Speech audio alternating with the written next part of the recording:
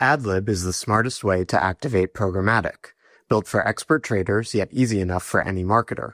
Launch across all top DSPs without contracts, overhead, or busy work. Schedule a free trial today and start maximizing ROAS with Adlib. Check out Adlib at getadlib.com. Thank you to MediaOcean for sponsoring Open Market. It started with some friendly banter on X, and now we're running a series of ads recapping the 13 announcements they made in June. Last week was the unveiling of Harmony Social, which sounds like a dating app for twice-divorced moms who have had enough and just want some peace and quiet. This week, it's a partnership with SiriusXM for measurement. Now you can use Innovid as your source of truth for digital audio alongside video, CTV, display, and social. Why didn't Aaron ask Eric to record any of these ads? Why am I recording all of them? I don't even know. Maybe Eric's voice is just too soothing. You need my sort of jarring, more flamboyant up and down voice for the ads. Tune in next week for another news highlight and visit MediaOcean.com/pod to learn more. MediaOcean.com/pod. Go there or Aaron won't keep sponsoring our pods. And maybe then Eric will have to record some of them. Welcome to Open Market, a podcast about building companies in the advertising industry. I'm Joe Zappa. I'm joined by Eric Franchi and Filippo Gramigna.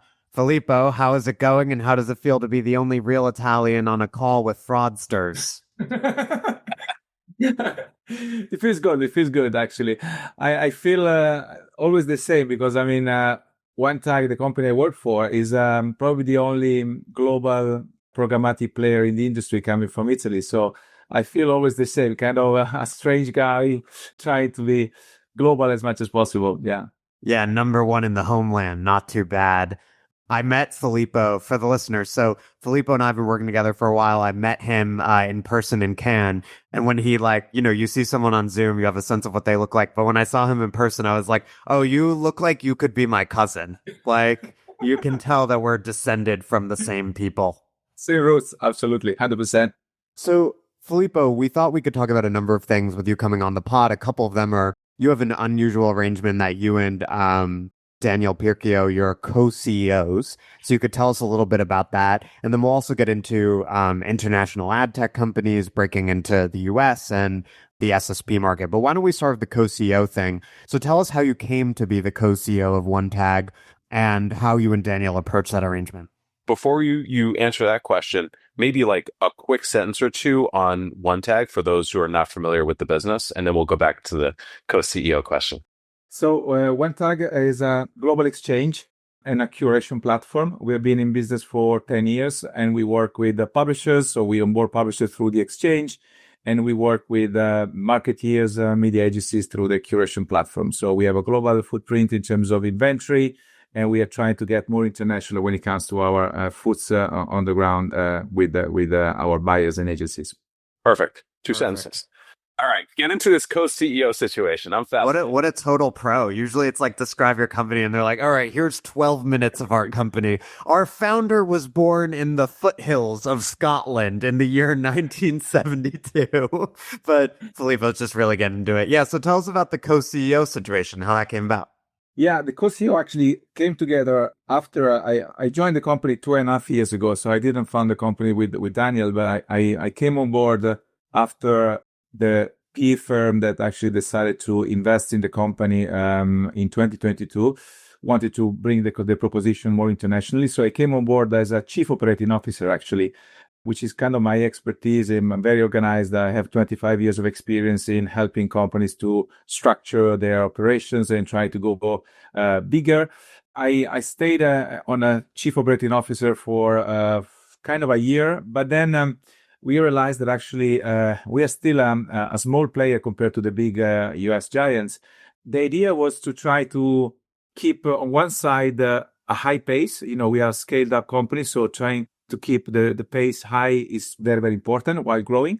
But on the other side, the other important element is to find a way to have the biggest impact possible, staying laser focused on where we are good at.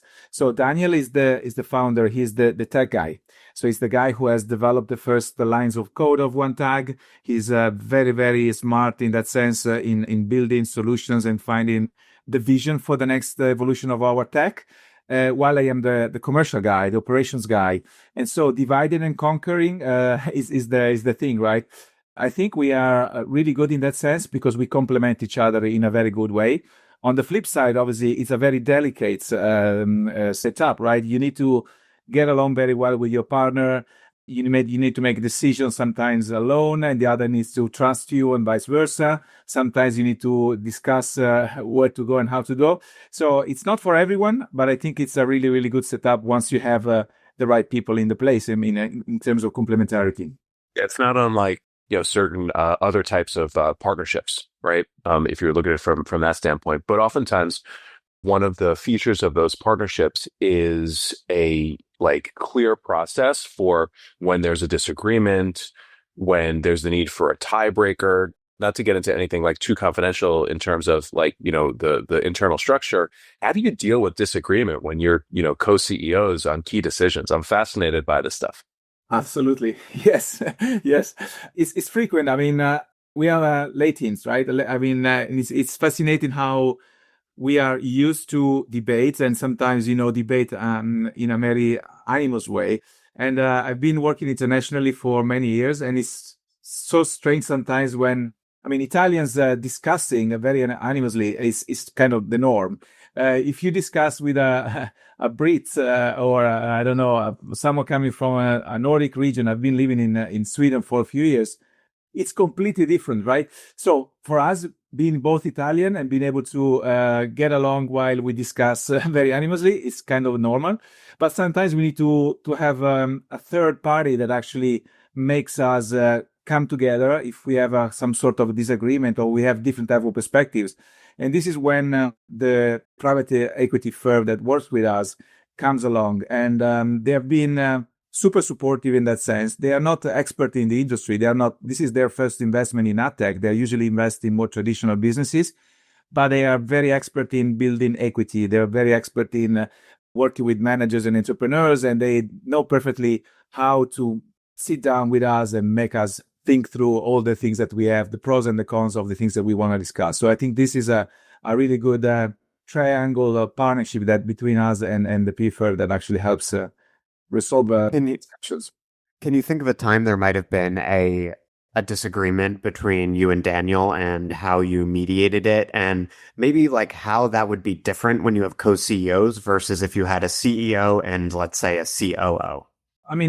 It happens. We have different also from an age standpoint, right? He's 33. I just turned 54 years old, right? So we have a different type of backgrounds, different type of experience. I think this is also an element of things that actually sometimes makes me reflect that when we have a disagreement, sometimes the best advice that I tell to myself is to wait and reflect a little bit, right? Instead of rushing into a decision.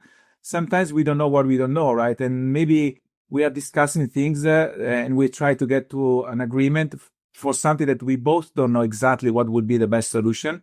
So asking and trying to understand the other person's perspective, asking questions. Why do you want to achieve that? What's your point of view? So asking questions, I think, is the best thing to do when you have some sort of disagreement with the other counterpart, and try to get to understand why they're thinking in a different way.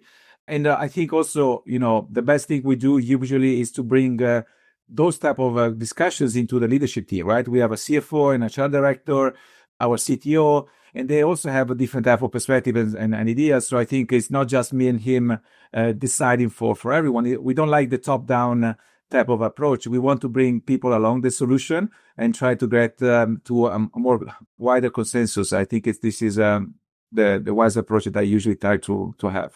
We're all about intergenerational business bonds on this podcast. So, Eric and I are familiar with that. I tell him what's unique and fun and going on in the social media environment. Eric tells me about nice places to go on vacation. I don't know. Eric, I need more hotel recommendations. You've got to support me here in my growth as an entrepreneur. This is so not the case, Joe, and you know it. You also, Filippo, I have to say, you made me think of my mom talking about fighting with my dad. She's just look, dads, you can't talk to them in the moment. You got to give them a day to cool off, and then you can come back and litigate whatever you got to litigate with them. Yeah, absolutely. I read a fantastic book a few years ago. I don't know if you read it. It's called The Culture Map. And it's a book that basically tells how different are the cultures across the world when it comes to the typical things that you do in business, from an interview, from a discussion, a board meeting, etc. So if you have an interview with someone in Sweden compared to someone in Milan, compared to someone in New York, in London, the type of things that you should say or not say, or the way people say or do not say things in front of you are very different. And I think this is super fascinating when it comes to being able to navigate multiple cultures. And, as a European, we are not a region, we are multi-country regions. So I think being able to navigate the differences between these markets from a cultural standpoint, but also from, an industry standpoint is another interesting angle from being a European and Italian and trying to get, say, to international level. Hey, America too. When I travel in the US as a New Yorker, people know and they're not happy about it. So, we also have internal differences. It is really funny. Also, I always tell people, like, if you think New Yorkers are direct, you should try working with Eastern Europeans. They're very funny. They're just like so matter of fact. And like, here's what's happening. I love it. 100%. 100%. Yeah. We should dive into this now that you mentioned it, Filippo. What are some of the different challenges and opportunities of being a European-based ad tech company? I think sometimes we tend to forget. Every ad tech company, every industry, every company in Europe wants to get bigger. And the first thing they think when they start to scale is, okay, let's go to the US. Let's go where the market is big. Let's go where the money is bigger. Which is naturally it's a natural evolution of the growth stage of a company. But on the flip side, this is the thing I always ask to myself: should we go bigger there? Or should we instead own more the European region? Because again, we've been working in this industry, and myself too. I mean, across this market, and I know how different is France to Spain, and how different is Spain to Stockholm or Sweden and UK and Italy. There are different languages, different cultures, different type of attitudes and relationship when it comes to buyers and publishers, different ways of doing business, different type of time frames on how you do business, different type of commercials sometimes. So it's really, really fragmented. And if you've been able to work across this market for multiple years, I say to myself, I'm lucky, and I should use that strengths more in order to be able to help the company to acquire a stronger position in this market before jumping into the US. But this is not what we did, actually. So a few years ago, before me jumping on board, what Daniel did when he was building what is today the global exchange, he decided to go from Italy straight to the US. And he hired a few very good salespeople in New York, and he started to go after publishers in the US, and it was proved to be the right decision.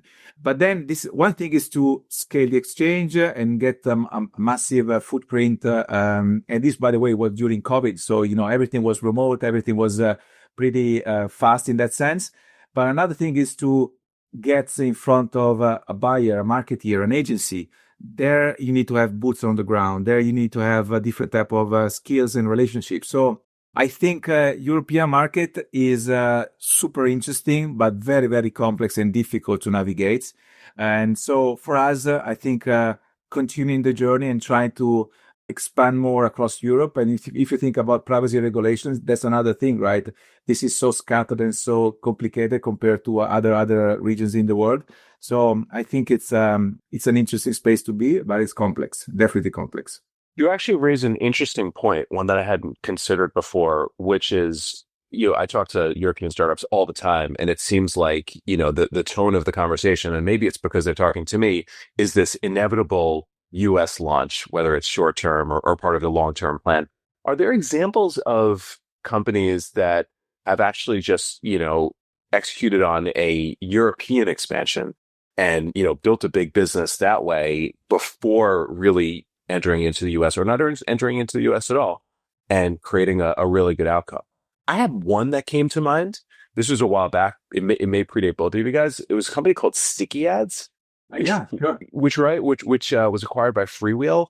I don't know if they had much of a US presence at all, but I'm trying to think of, is there, any precedent for staying in Europe and effectively owning Europe, so to speak, for your category before or without entering into the US, and can you have a successful outcome actually just sticking to Europe? Years ago, I was working for a Swedish company called Y-Space, and I opened the Italian branch, and then I started to manage the Southern European, and then I was managing the whole European countries. But the immediate thing that the CEO wanted to do is, let's go to the US, and I helped the company to try to go to the US, and we failed. I mean, because at the end of the day, it's either you decide to invest a huge amount of money, and it's not even a decision that actually money cannot buy US. I mean, you have to invest a lot of money, but it's not enough.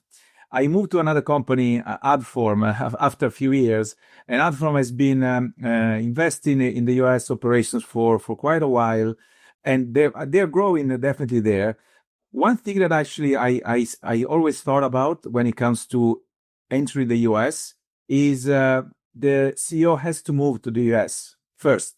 The leadership team has to move to New York, has to move to the West Coast, whatever is the main operations of the company, because you need to be on the ground, and you need to show to the US players that you really are in market and talking. And this is a tech business, but at the end of the day, it's a people business.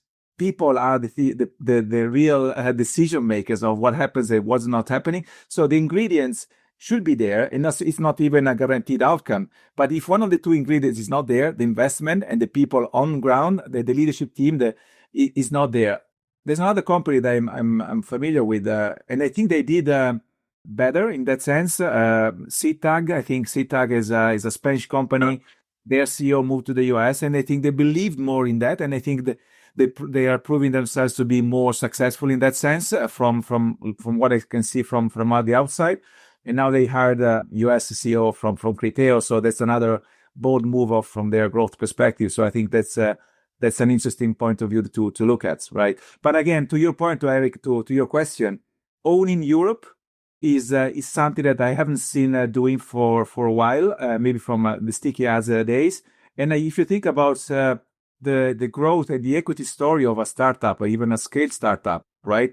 What a startup wants to do is potentially to find a strategic partner and to sell to a P firm. And most of them are US based, right? So owning Europe, owning these fragmented markets is a real value for someone that wants to come from the US to Europe, right? It's a really good element. Yeah, no, it's a great point. Quick reaction to two things you said. So CTAG is actually coincidentally another firm that had co-CEOs prior to, I think it was Brian Gleason, right, joining. It's the only other company I could think of that actually had co-CEOs. And then to, I think, sum up what you said about European startups successfully expanding into US, it sounds to me that it's two things. It's number one, planting the flag, so to speak, and having, either the CEO or key execs moving there. And then number two, making sure that you properly invest and are capitalized to do so. Because you're right. I've seen just, oh yeah, we're going to hire a US salesperson and that be our US strategy. I've seen that fail miserably too many times. Absolutely. So the ingredients needs to be there. And again, as I said, it's not even a guaranteed outcome, but they have to be there. Jeff Green, when he wanted to open an APAC, what did he do? He moved to Hong Kong, I believe, right? And this is, again, another bold move. Right. Baller. Really going all in. So Onetag has made a lot of progress in the US. What would you say are the key components if you had to boil it down in terms of the story you're telling, the people you hired, et cetera? What enabled you guys to make inroads here? I think our success story comes from the very fast expansion of the exchange, meaning our ability to grow super fast on the publisher base. And the way we did it, the way Daniel actually thought about that was his obsession, in a good sense, about making things easy, automated, simple for the publishers, right? And being able to prove ourselves in a matter of a few days, right? We were able to onboard more than 2,000 publishers in a year time.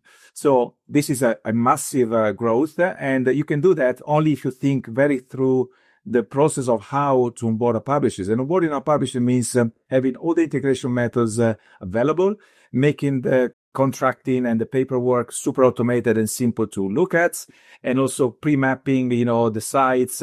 So everything super, super easy and automated. And this is, again, a really important element. programmatic is still too complex across the whole value chain, right?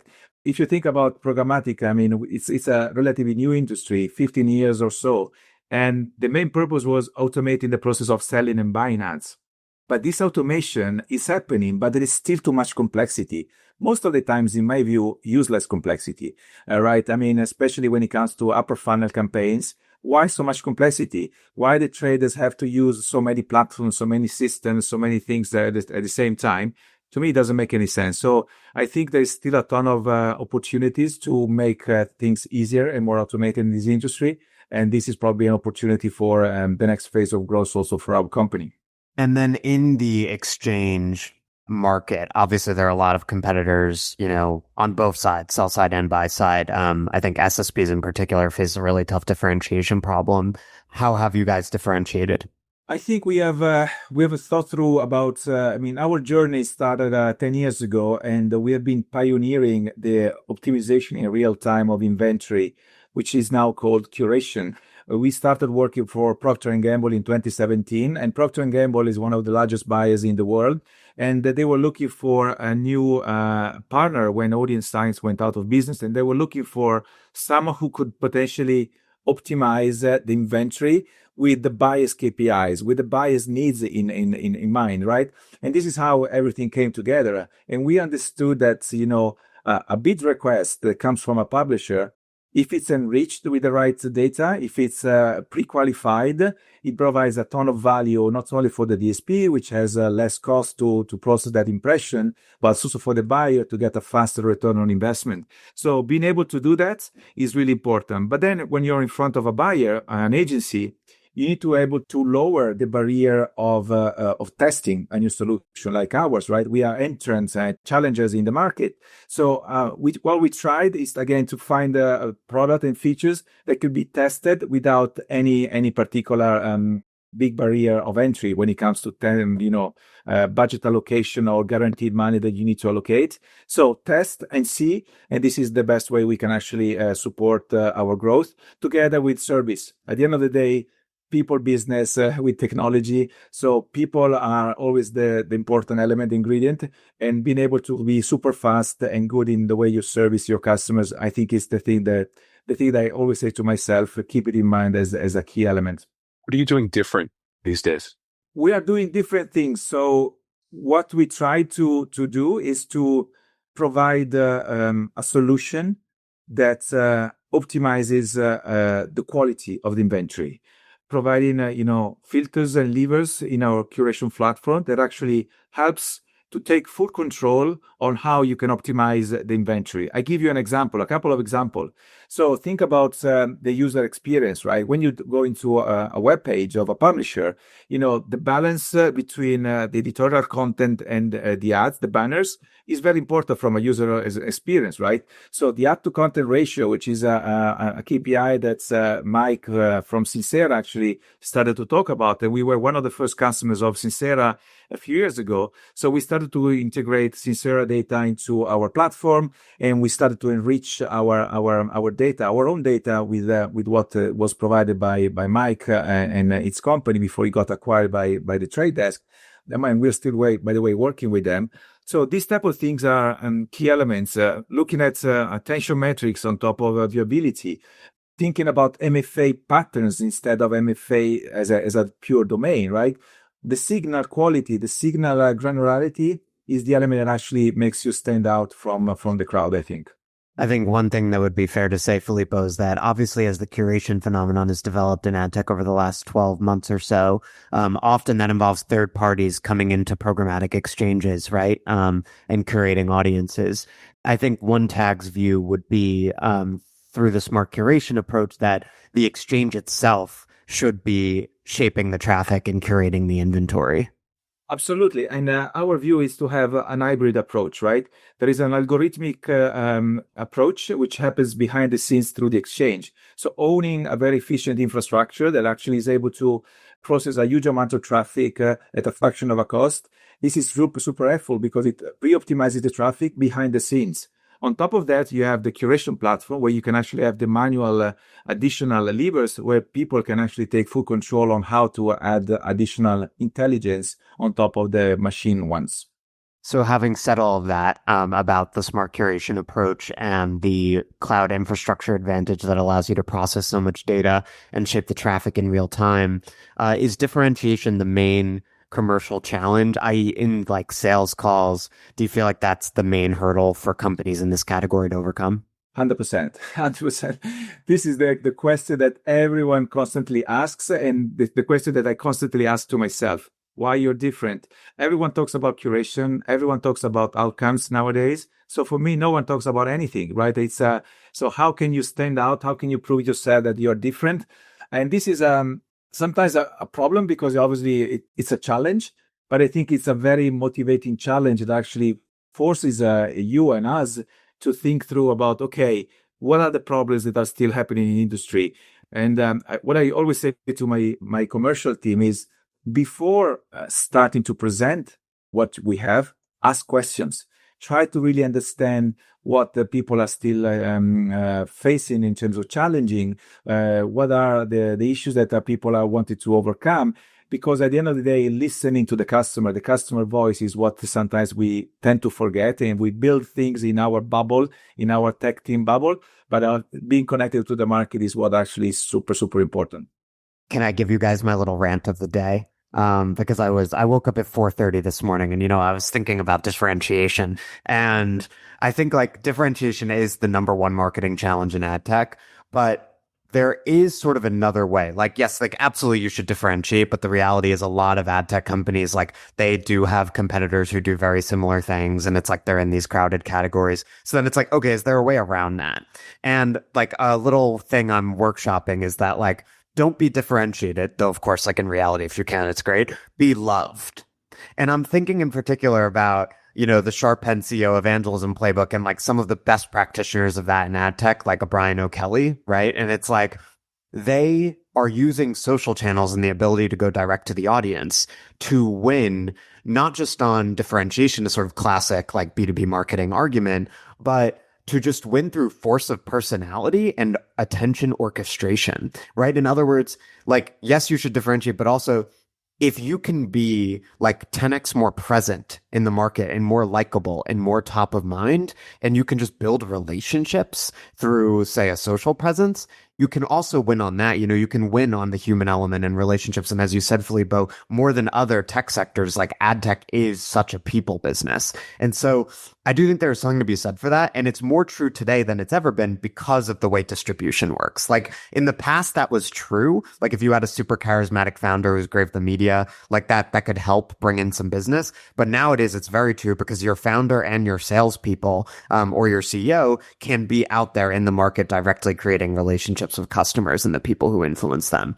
So just a thought. Oh, it's a very good thought, and I hope this will stay valid in the next future because with the advent of AI, all the automation and the agentic elements. I was discussing yesterday with a product guy, and he showed me actually an ad that it was in the streets in London, where there's a company. I don't remember the name of the company, unfortunately, but they were promoting agentic AIs instead of business development representatives, right? Agentic AI that basically do the work of a salesperson automatically and at a fraction of a cost. Maybe for some, prospecting, the prospecting part of a new clients that could work. But at the end of the day, the trust element, having a human person that you can trust and rely to is still, I think, very, very important in this industry. So I think probably, again, there's not one recipe that actually can solve everything. The hybrid approach is probably always the middle ground that actually could make things work. Totally. I was smiling before when you mentioned Mike O'Sullivan. He was one of our favorite episodes of Open Market prior to this one, of course. And it was titled "Why Sincera is So Bad at Marketing," and it was timed like 2 months almost to the day that I think they were acquired by TTV. Sincera, their marketing challenge was they were highly differentiated. Nobody did what Sincera did, but it was quite complex. if I think about Onetag, to your point, like differentiation is important because you're in this curation game that everybody's trying to get into. What are you doing from a marketing perspective that's working? What are you thinking about in terms of what's next to really continue to drive that voice in market that you spoke about, which is humans and leaders being present and mattering? Yeah, I think I was reflecting about that actually recently. I like to be connected to the market, right? Despite being the CEO of the company, I always like to go together with our salespeople and meet customers, and because this is the real life, right? It's important to be connected there. And when I go, and I was meeting some agencies exactly this week, the first question I was asking them is, what's curation for you? Are you familiar with curation? And most of the times people are telling me that they don't know what it is. They heard about it, but they don't know what is it, despite having already got many meetings with tech vendors. So I think the opportunity here is to set aside the sales pitch and try to educate the market on what is today curation on the sales side, why it's different from what has been done in the past, and try to be authoritative in the space and try to educate the market. Once you do that properly without thinking about selling, then automatically you become a person that people can rely to, and this could be an easier way to promote what you're doing, and then helping people to find a solution that actually matches their needs. So I think owning the space in this way, I think, is the way I'm thinking about the next phase of our marketing investment. Yeah, I love that. Yeah, coming at it through thought leadership is certainly an approach near and dear to our hearts. All right. I think that was good. Well, Filippo, it's 4 p.m. in Europe? Yeah, 4 p.m. exactly. Yeah. 4 p.m. on a Friday as we're recording. I mean, we got to release you. Go have an aperitivo, Absolutely. I will do that. All right. Thank you very much for coming on. Thanks for having me. Yeah. All right. Bye, guys. Bye. We'll see you next week, everybody. Bye-bye.